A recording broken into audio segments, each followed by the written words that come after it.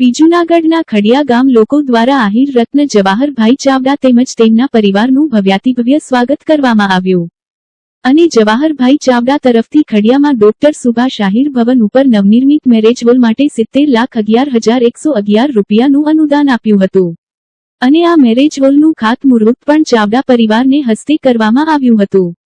આ સમારંભમાં ખડિયા તેમજ આજુબાજુના ગામના આહિર રત્નો મોટી સંખ્યામાં હાજર રહ્યા હતા અને જવાહરભાઈ ચાવડા તેમજ તેમના પરિવારનું એક રાજાને શોભે તેવું બહુમાન કરવામાં આવ્યું હતું। આ તકે જવાહરભાઈ ચાવડા તેમના પિતાજીના જૂના સ્મરણોને યાદ કર્યા હતા।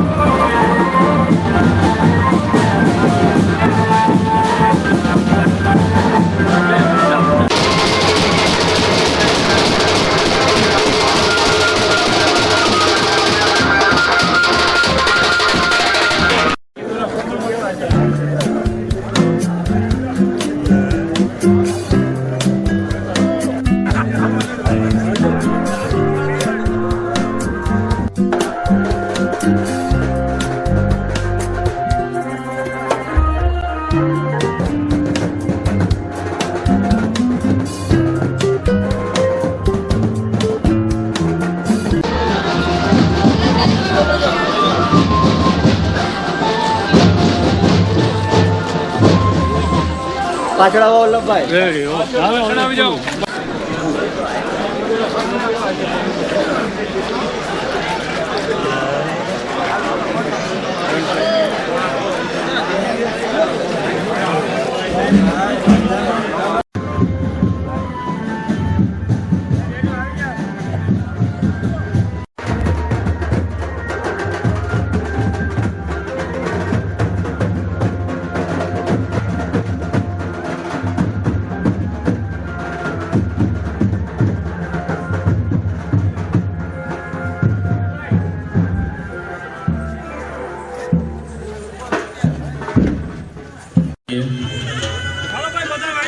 સૌ તાળીઓના ગડગડાટથી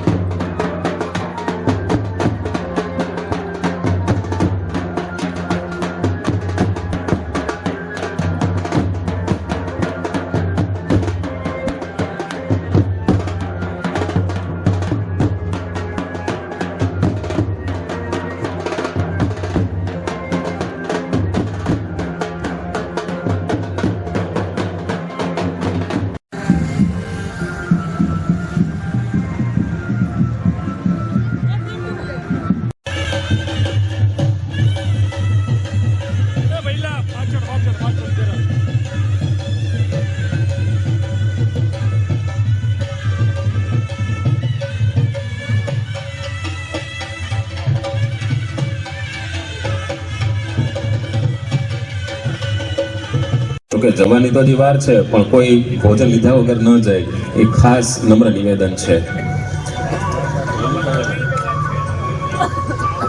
માનનીય ચાવડા પરિવારની સાથે સાથે મંચસ્થ હરિયાણા પ્રાંગણમાં આયોજિત આજના કાર્યક્રમની અંદર ઉપસ્થિત મહેમાનો, ગામના અને બહાર ગામના તમામ લોકોનું શ્રી સંજયભાઈ ઢોલા તથા શ્રી લક્ષ્મણભાઈ ખીમાભાઈ રાવલિયા આપ સૌ મિત્રોને આમંત્રણ આપું છું કે આપ સૌ તેમજ એભાભાઈ ગોરખતરિયા આપ સૌ મિત્રો સાથે મળી અને મિત્રોભાઈને જે વાંચન કરેલું છે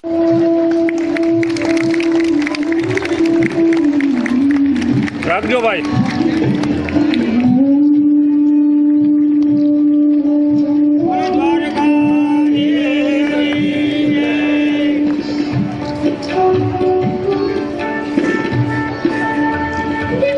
વિનોદભાઈ ચંદારાણા તથા વલ્લભભાઈ પરમાર પધારેલા છે, એમનું હાર્દિક સ્વાગત કરી. કારુભાઈને ભેગા બાપાની જીત હતી, આખું ઘર હાજર થયું છે. જેને કારણે બાકી બહુ ઓછું બનતું હોય છે કે અમે બધા ભેગા હાજર રહેતા હોય છે. આજે બધા અમે હાજર રહ્યા છીએ. અહીં ગામના હાજર રહેલા ભાઈઓ, બહેનો, માતાઓ બધાને પહેલા અમારા જય શ્રી કૃષ્ણ.